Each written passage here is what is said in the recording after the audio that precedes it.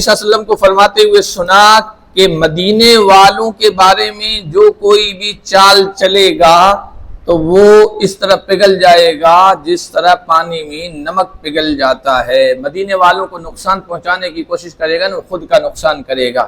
حضرت اسامہ کہتے ہیں اللہ کے نبی صلی اللہ علیہ وسلم نے ایک مرتبہ اشرف، اللہ کے نبی چڑھے مدینے کی کوٹھیوں میں سے ایک کوٹھی پر، محل میں سے ایک محل پر، اس سے معلوم ہے کہ مدینہ اس زمانے میں بھی ترقی یافتہ تھا، اور آپ نے فرمایا کیا تم وہ دیکھ رہے ہو جو میں دیکھ رہا ہوں؟ میں فتنوں کے گرنے کی جگہ کو یا فتنوں کے گرنے کو دیکھ رہا ہوں تمہارے گھروں کے درمیان بارش کے قطرات کی طرح۔ شہر جو جتنا بڑا شہر ہوگا نا، جتنی زیادہ جہاں آبادی ہوگی وہ معرض فتن میں ہوگا، وہاں فتنے بھی زیادہ ہوں گے۔ گاؤں میں اتنے فتنے نہیں ہوتے ہیں، دیہاتوں میں اتنے فتنے نہیں ہوتے ہیں جتنے شہروں میں ہوتے ہیں۔ تو حضور صلی اللہ علیہ وسلم نے اس کی طرف اشارہ کیا، فتنے واقع ہوں۔ حضرت ابو بکرہ کہتے ہیں نبی پاک صلی اللہ علیہ وسلم نے فرمایا مدینے میں مسیح دجال کا روب، ڈر اور خوف داخل نہیں ہوگا۔ دیکھو حضرت عیسیٰ کو بھی مسیح کہا گیا ہے اور دجال کو بھی، حضرت نہیں، دجال کو بھی مسیح کہا گیا ہے۔ حضرت عیسیٰ کے جو مسیح ہے وہ ماسح کے معنی میں ہے۔ ماسح کا مطلب ہاتھ پھیرنے والا، ہاتھ پھیرتے تھے اور اچھا خاصا مریض بھلا چنگا ہو جایا کرتا تھا، وہ معجزہ ان کو دیا گیا تھا، اس اعتبار سے مسیح کہتے ہیں۔ اور دجال مسیح بمعنی ممسو، مفعول ہے، اور ممسو کے معنی بیمانات ہاتھ پھیرا ہوا، یعنی جس طرح پلاسٹر کیا جاتا ہے، ہاتھ پھیرا جاتا ہے، اسی طرح اس کی آنکھ پر ہاتھ پھیر دیا گیا، ایسی سپاٹ ہے بالکل، جیسے یہ جو گڈھا ہے نا اس پر پلاسٹر کر دیا گیا ہو، اس طرح اس کی آنکھ ہے۔ یا مسیح کے معنی مساحت سے، بہت جلد مساحت کو طے کرنے والا۔ حضرت عیسیٰ کا بھی یہ معجزہ تھا کہ وہ زمین کی جو مسافت ہے وہ بہت تیز رفتاری کے ساتھ طے کرتے تھے۔ اور دجال بھی پوری دنیا کا چکر 3 دنوں میں آیا ہے، غالباً بعض روایتوں میں چکر لگا لے گا۔ تو مسیح دجال کا روب مدینے میں داخل نہیں ہوگا، یہ مدینے کی خصوصیت ہے۔ اس دن مدینے کے 7 گیٹ ہوں گے، ہر گیٹ پر 2 فرشتے حفاظت کے لیے ہوں گے۔ اور آگے والی روایت حضرت ابو ہریرہ کہتے ہیں نبی پاک صلی اللہ علیہ وسلم نے فرمایا مدینے کے انقاب سرنگ کو بھی کہتے ہیں، سوراخ کو بھی کہتے ہیں، یا مراد راستے ہیں۔ مدینے کے راستوں پر فرشتے ہوں گے، اور مدینے میں طاعون، پلیگ کی بیماری نہیں داخل ہوگی۔ پلیگ کی بیماری جس میں یہ وبا ہوتی ہے، وائرس ہوتا ہے، اور دھڑا دھڑ لوگوں کو موتیں آتی ہے، اور نہ دجال داخل ہوگا۔ حضرت ابو سعید خدری کہتے ہیں حضور نے دجال کے بارے میں لمبی حدیث بتائی، آپ نے جو باتیں بتائی اس کے بارے اس میں یہ کہا تھا کہ دجال آئے گا اور اس پر حرام ہے کہ وہ مدینے کی گلیوں میں، راستوں میں داخل ہو، وہ اترے گا بعض الصباخ التی بالمدینہ، مدینے میں جو بعض سباخ کا علاقہ، سباخ ایسی زمین کو کہتے ہیں جو کھردری جیسی ہو، نمک والی جو زمین ہوتی ہے نا، سمندر کا علاقہ جو دیکھا ہو کنارہ، اس میں زمین کی پپڑی اٹھی ہوئی ہوتی ہے، پپڑی نکلی ہوئی ہوتی ہے، کھردری وجہ سے، کھارا ہونے کی وجہ سے، تو اس زمین کو سبخہ کہتے ہیں، وہاں اترے گا۔ اور یہ حرم مدنی سے باہر کا حصہ ہے۔ اس کی طرف ایک آدمی نکلے گا جو بہترین انسان ہوگا، یا انسانوں میں سے بہترین ہوگا، وہ کہے گا میں گواہی دیتا ہوں کہ تو دجال ہے جس کے بارے میں نبی پاک صلی اللہ علیہ وسلم نے بتایا ہے ہمیں۔ تو دجال کہے گا کیا خیال ہے تیرا، اگر میں قتل کر دوں اس کو پھر زندہ کر دوں، کیا تم شک کرو گے معاملے میں، مجھے میرے خدا ہونے میں؟ تو لوگ کہیں گے نہیں۔ چنانچہ اس نوجوان کو وہ قتل کرے گا، پھر زندہ کر دے گا۔ فیقول حین یحیی، جب اس کو زندہ کرے گا کہے گا، وہ نوجوان کہے گا، دوبارہ زندہ ہو جائے گا، نوجوان کہے گا قسم بخدا میں تیرے بارے میں پہلے سے زیادہ یقین والا ہو گیا ہوں، اب بھی میں تجھے دجال ہی مانتا ہوں۔ خدا نے کیوں؟ کہ میں نے اللہ کے نبی صلی اللہ علیہ وسلم سے یہی سنا ہے، ایک نوجوان کو مارے گا، زندہ کرے گا، کہے گا دیکھو میں بھی زندہ کرتا ہوں، مارتا ہوں، زندہ کرتا ہوں۔ تو آج تو اور یقین ہو گیا۔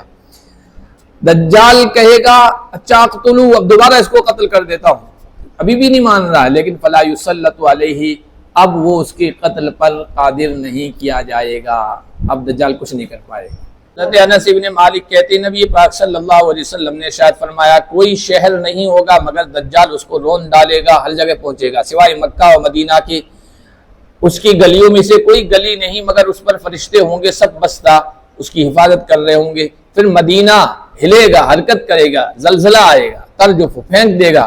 مدینہ مدینے والوں کے ساتھ یعنی اپنے باشندوں کے ساتھ 3 مرتبہ حرکت کرے گا، دھرتی کب آئے گا، ہلے گا، اور اللہ تعالیٰ ہر کافر و منافق کو نکال لے گا۔ یہ 3 مرتبہ اس طرح، ایک تو ظاہری ترجمہ کے واقعی دھرتی کب ہوگا جس کی وجہ سے شہر والے گھبرا کے باہر چلے جائیں گے دجال کی طرف، یا یہ کہ حالات ایسے آئیں گے، اس کو بھی زلزلہ کہتے ہیں، ہلا کے رکھ دیا گیا، وَزُلْزِلُوا زِلْزَالًا شَدِيدًا، ایسے حالات آئیں گے کہ وہ مدینے سے باہر نکلیں گے اور دجال کے ساتھ ان کا شمار ہوگا، کافر و منافق کا۔ حضرت جابر فرماتے کہ ایک بدو آیا اللہ کے نبی صلی اللہ علیہ وسلم کے پاس اور اسلام پر آپ سے بیعت کی، پھر دوسرے دن آیا بخاری والا ہو کر، بخاری بن کر، یعنی بخار آ گیا تھا اس کو، کہنے لگا میری بیعت واپس کر دیجئے، یہاں تو بخار آ رہا ہے، میری بیعت واپس کر دیجئے، نقصان ہو گیا مجھے تو حضور نے 3 مرتبہ اس کو رخصت کر دیا، لیکن وہ 3 مرتبہ واپس آیا، 3 مرتبہ۔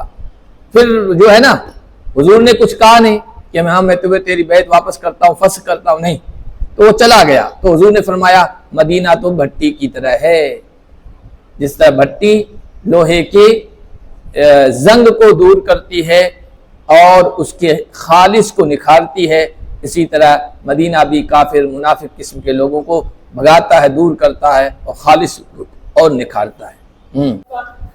حضرت انس کہتے ہیں نبی پاک صلی اللہ علیہ وسلم نے فرمایا اے اللہ مدینے میں اس کی 2 گنی برکت عطا فرما جو تو نے مکے میں رکھی ہے۔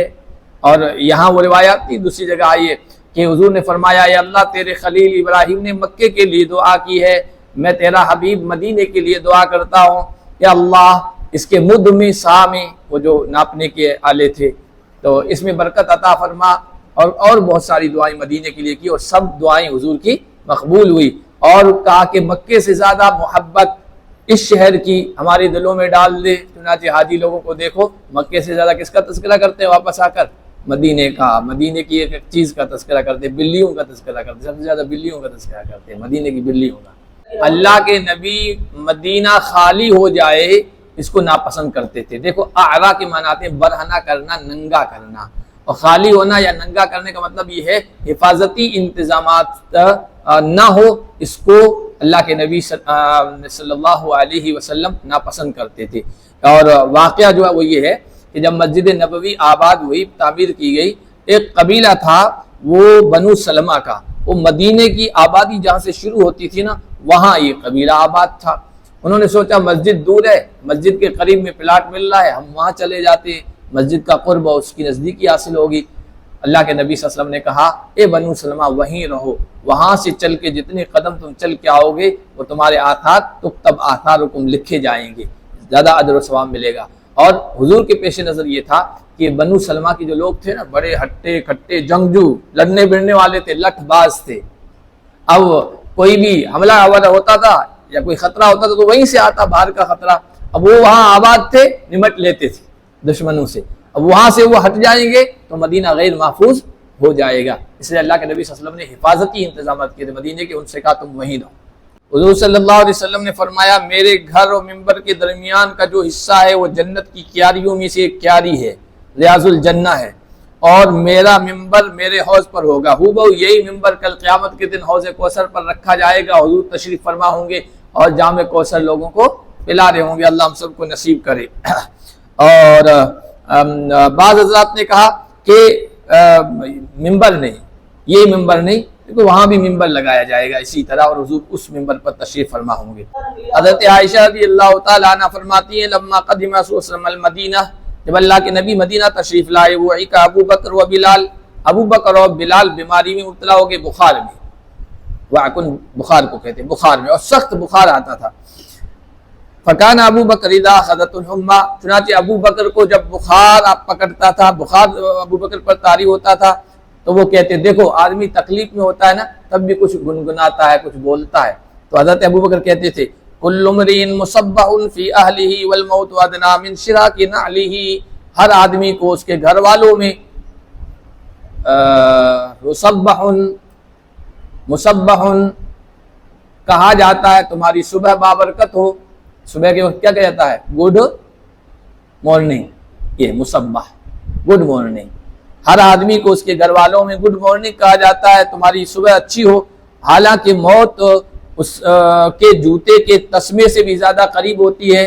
ایک طرف لوگ کہہ رہے ہوتے تمہاری زندگی طویل ہو جائے, تمہاری صبح مبارک ہو, تمہاری عمر مبارک ہو, لیکن موت تسمے سے بھی زیادہ قریب ہوتی ہے.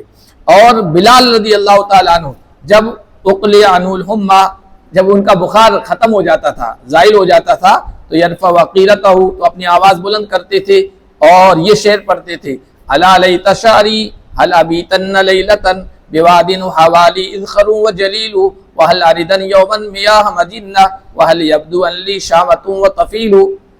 کاش مجھے معلوم ہو جائے, کیا میں کوئی رات گزاروں گا, کیا مجھے کوئی رات گزارنے کا موقع ملے گا وادی میں, اور میرے ارد گرد اذخر گھاس ہو, جلیل گھاس ہو, اور کیا میں کبھی کسی دن مجنہ کے چشمے پر جا پاؤں گا, اور کیا میرے سامنے شامہ اور طفیل ظاہر ہوں گے. یہ پہاڑوں کے نام ہیں, شامہ اور طفیل, یہ مکے کے پہاڑ تھے, مکے کی وادیاں تھی, مکے کے گھاس, مکے کے درختوں کو بلال یاد کر رہے. حالانکہ کتنا ستایا گیا تھا ان کو, لیکن وطن وطن ہوتا ہے, یاد آتا ہے. یہاں پر بیماری میں مبتلا ہو گئے تو وہ مکہ یاد آتا تھا. تو اس طرح اشعار پڑھا کرتے تھے. پھر کہتے تھے اللہ شیبہ بن ربیعہ, عتبہ بن ربیعہ, امیہ ابن خلف پر لعنت فرما, جیسا کہ انہوں نے ہمیں اپنے علاقے سے نکالا, وبا کے علاقے کی طرف, الارض الوبا, مدینہ وبا کی جگہ تھا, یثرب اس کا نام تھا, وباؤں کا گڑھا. پھر اللہ کے نبی صلی اللہ علیہ وسلم نے جب یہ دیکھا نا, یہ حالت دیکھی, تو پھر ہاتھ اٹھا لیا حبیب نے اور کہا اللہم حبب الینا المدینہ کحبنا مکہ, اے اللہ مدینے کے ہمارا محبوب بنا دیجئے مکے کے محبوب بنانے کی طرح, یا اے اللہ مدینے کی محبت ہمارے دل میں ڈال دیجئے مکے کی محبت کی طرح, او اشد, یا اس سے بھی زیادہ. اے اللہ ہمارے لیے مدینے کے سا میں, مدینے کی مد میں برکت عطا فرما, وصححھا لنا, مدینے کو صحت افزا بنا دے, اس کی فضا کو صحتی تندرستی والی بنا دے, اور اس کے بخار کو جحفہ کی طرف منتقل کر دے. یہ جحفہ پہلے آ چکا ہے, شام والے آتے ہیں, ان کی میقات اس طرف پڑتی ہے. اس وقت یا تو وہ خالی تھی یا وہاں یہودی آباد تھی, یہ سرزمین. اور ہم مدینے آئے, حضرت عائشہ کہتی ہیں ہم مدینے آئے, ہی اوبا ارض اللہ, اللہ کی دھرتی پر سب سے زیادہ وبا والی دھرتی علاقہ وہ تھا. کہتی ہیں بطحان نالا تھا, ایک نالا تھا بطحان, نالا بطحان, یجری نجلن یعنی ماء آجنن, گندا پانی بہاتا تھا. جہاں نالا ہوگا, گندا پانی جمع ہوگا, گندے پانی کا نالا ہوگا, وہاں بیماریاں پھوٹیں گی, لوگ بیمار ہوں گے.